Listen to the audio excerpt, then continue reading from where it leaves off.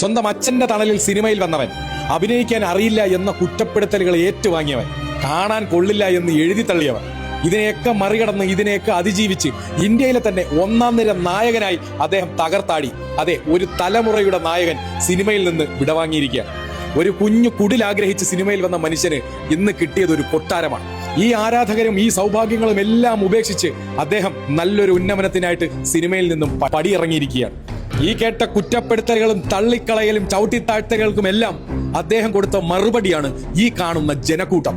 ഇന്ത്യയിൽ ഒരു നടനും ഇതുപോലുള്ളൊരു ജനക്കൂട്ടം ഉണ്ടാകില്ല. എനിക്ക് തോന്നുന്നു ഇന്ത്യൻ സിനിമയിൽ ചിലപ്പോൾ സ്വന്തം പേരിൽ തന്നെ ഒരുപാട് സിനിമയിൽ അഭിനയിച്ച വ്യക്തിയായിരിക്കും വിജയ്.